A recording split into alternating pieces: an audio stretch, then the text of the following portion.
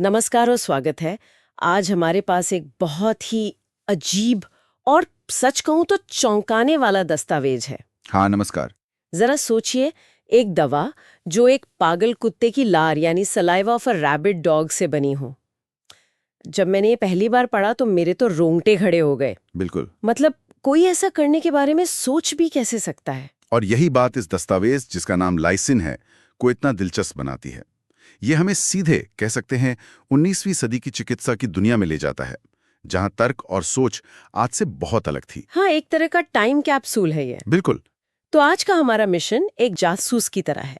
हम इस दस्तावेज के सुरागों को एक एक करके जोड़ेंगे और ये समझने की कोशिश करेंगे कि उस दौर के चिकित्सक दुनिया को, बीमारियों को और इंसान के शरीर को कैसे देखते थे। और हमारा पहला और सबसे बड़ा सुराग इसका स्रोत ही है। हाँ, वो पागल कुत्ते की लार। हाँ, और इस स्रोत को समझने के लिए हमें होम्योपैथी के एक मूल सिद्धांत को ध्यान में रखना होगा।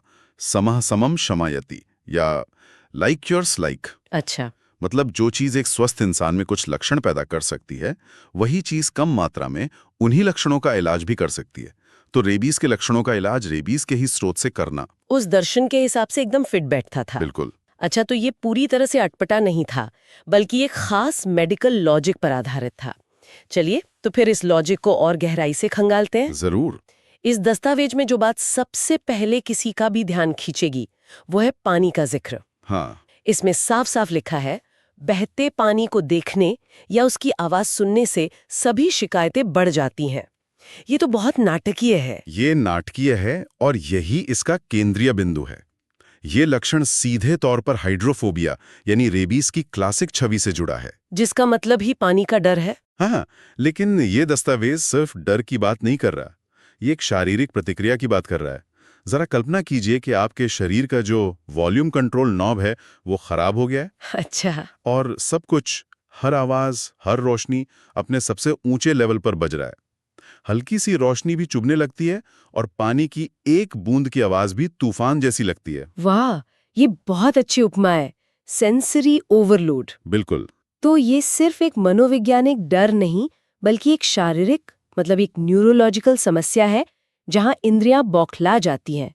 दस्तावेज में ये भी लिखा है कि पानी या शीशे से चमकती हुई रोशनी से दौरे पड़ सकते हैं। बिल्कुल। और ये ओवरलोड सिर्फ पानी तक ही सीमित नहीं है। सूरज की रोशनी या कोई भी तेज चमक सिरदर्द पैदा कर सकती है। तो ये पानी और प्रकाश दोनों के प्रति एक असहनीय संवेदनशीलता की तस्वीर पेश करता है। तो वो इसे दिमाग की बीमारी से ज्यादा पूरे नर्वस सिस्टम की एक अति उत्तेजित अवस्था के रूप में देख रहे थे। सही कहा। जहां शरीर बाहरी दुनिया से आने वाले सामान्य संकेतों को भी बर्दाश्त नहीं कर पा रहा था। शरीर पूरी तरह से हाई अलर्ट पे है। ये दिमाग पर कैसा असर डालता होगा? मुझे इस बात ने हैरान किया कि दस्तावेज इसके मानसिक प्रभावों के बारे में क्या कहता है। और यहाँ भी ये सीधे अपने स्रोत से जुड़ता है। दस्तावेज में लाइसोफोबिया शब्द का जिक्र है, यानी पागल हो जाने का डर। अच्छा, लाइसोफोबिया। हाँ, ये रेबीज का सबसे बड़ा सामाजिक और मनोवैज्ञानिक खौफ था कि ये इंसान के दिमाग पर कब्जा कर लेता है और उसका व्यवहार बदल देता है। ये डर उस बीमारी के असल प्रभाव से भी कहीं ज्यादा बड़ा था। हाँ, इसमें एक लाइन है, मानसिक भावना या अपमानजनक समाचार हमेशा उसकी हालत खराब कर देते हैं।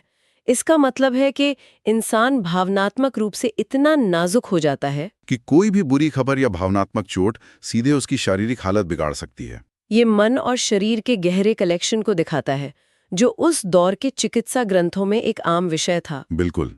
लेकिन यहाँ एक और अजीब मोड़ आता है। हाँ, मैंने भी पढ़ा।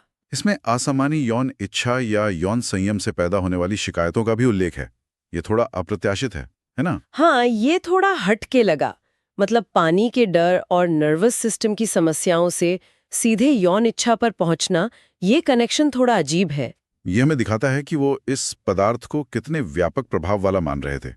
उनके लिए ये सिर्फ दिमाग या नसों पर असर नहीं कर रहा था, बल्कि इंसान के हर पहलू, शारीरिक, भावनात्मक और यहाँ तक कि उसकी सहज प्रवृत्तियों पर भी। एक समग्र दृष्टिकोण। हाँ, जहाँ एक ही चीज को हर समस्या की जड़ के रूप में देखा जा रहा था। ठीक है, तो अब जरा इसके शारीरिक सुरागों की ओर गहराई में उतरते हैं। लक्षणों की सूची तो काफी लंबी है। हाँ, बहुत लंबी है। चलिए मुंह और गले से शुरू करते हैं। इसमें लिखा है कि लार सख्त, चिपचिपी और झागदार हो जाती है और लगातार थूकने की इच्छा होती है। ये तस्वीर तो सीधे किसी रेबीज से पीड़ित जानवर की याद दिलाती है। ये बहुत ही शक्तिशाली और विशद वर्णन है। ये शब्द पाठक के मन में एक बेचैन करने वाली तस्वीर बनाने के लिए ही चुने गए हैं। लेकिन फिर एक विरोधाभास आता है। कौन सा? एक तरफ लगातार कुछ निगलने की इच्छा होती है, दूसरी तरफ कुछ भी, खासकर तरल पदार्थ, निगलने में भयानक कठिनाई, ऐंठन और घुटन महसूस होती है। अरे, ये तो शरीर का अपने ही खिलाफ काम करने जैसा हुआ। निगलना भी चाहता है और निगलने से डरता भी है। बिल्कुल, ये क्लासिक न्यूरोलॉजिकल संघर्ष है और ये इस दस्तावेज की खूबी है कि यह इस जटिलता को पकड़ने की कोशिश कर रहा है। और भी कुछ विशिष्ट लक्षण हैं? जैसे घावों का नीला पड़ना। हाँ, ये सिर्फ एक तथ्य के रूप में नहीं लिखा गया। इसका क्या मतलब है? क्या यह सिर्फ एक सामान्य चोट का निशान है? नहीं, उस दौर की चिकित्सा में शरीर के रंग का बदलना, खासकर नीला या बैंगनी पड़ना, अक्सर किसी गहरे जहर या संक्रमण का संकेत माना जाता था, जो पूरे खून में फैल गया हो। अच्छा, तो वैसे सिर्फ एक स्थानीय चोट नहीं बल्कि पूरे शरीर में फैले किसी जहरीले प्रभाव के रूप में देख रहे थे। बिल्कुल। ये हुई ना गहरी बात। और अति संवेदनशीलता का एक और उदाहरण है हल्के से छूने या हवा के झोंके से भी दौरे पड़ जाना। हाँ। लेकिन जिसे एक बात ने मुझे सबसे ज्यादा सोचने पर मजबूर किया वो सिरदर्द के बारे में है। दस्तावेज कहता है कि ये सिरदर्द कुत्तों के काटने से होता है, चाहे वो कुत्ते पागल हों या ना हों। ये एक बहुत ही महत्वपूर्ण और कह सकते हैं क्रांतिकारी विचार है। कैसे? यहाँ दस्तावेज सिर्फ रेबीज के संक्रमण की बात नहीं कर रहा।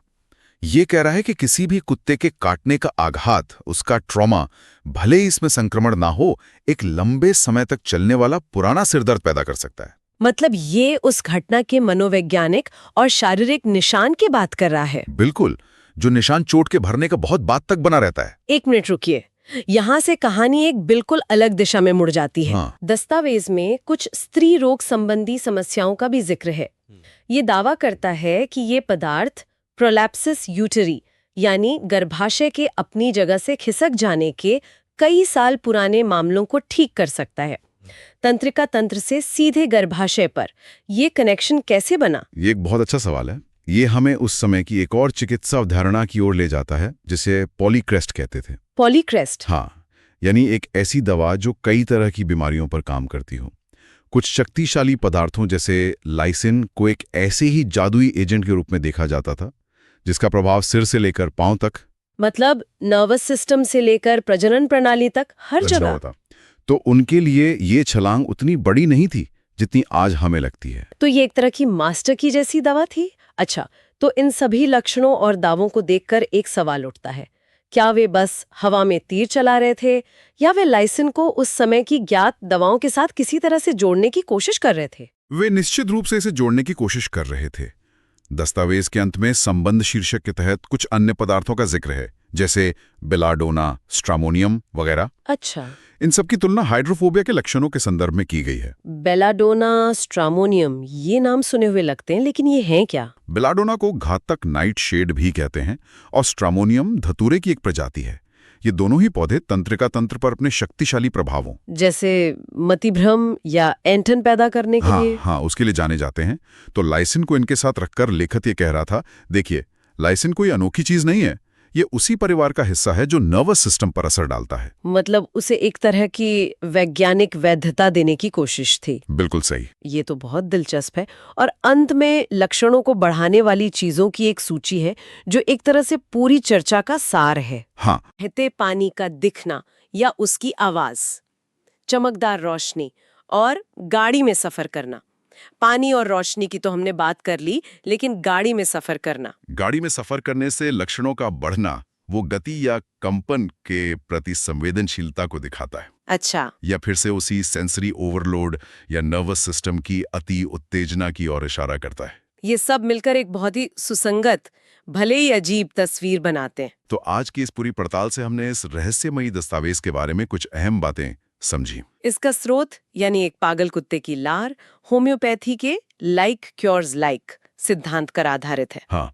और इसकी पहचान पानी और प्रकाश के प्रति एक चरम सेंसरी ओवरलोड से होती है, ना कि सिर्फ डर से। और हमने देखा कि कैसे ये पागल हो जाने के डर से लेकर यौन इच्छा तक और चिपचिपी लार से लेकर पुराने सिर दर्द और यहाँ तक कि स्त्री रोग तक इंसान के हर पहलू को छूने का दावा करता है। ये इस बात का एक आकर्षक उदाहरण है कि कैसे एक शक्तिशाली छवि जैसे हाइड्रोफोबिया को एक जटिल लक्षण प्रणाली में बदला जा सकता है। बिल्कुल, और जो अति संवेदनशीलता के एक केंद्रीय विचार के इर्द गिर्द घूमती है। अंत में हमारे श्रोताओं के लिए सोचने के लिए एक विचार। ये दस्तावेज कुत्तों के काटने से होने वाले पुराने सिरदर्द का जिक्र करता है, चाहे कुत्ता पागल हो या नहीं। हाँ, ये बहुत ही दिलचस्प बात थी। ये हमें इस विचार पर सोचने के लिए मजबूर करता है कि किसी दर्दनाक या भयावह घटना का शारीरिक प्रभाव उसके तात्कालिक खतरे से कहीं ज्यादा गहरा और लंबे समय तक बना रह सकता है। ये एक तरह से साइकोसोमैटिक बीमारियों का 19वीं सदी का संस्करण है। ये विचार कि हमारा अनुभव, हमारा डर और किसी घटना की याद हमारे शरीर में सचमुच अपनी जगह बना सकती है और सालों बाद भी हमें प्रभावित कर सकती है। वाह! चिकित्सा कितनी भी बदल जाए, मन और शरीर का यह गहरा रिश्ता हमेशा एक पहेली बना रहता है।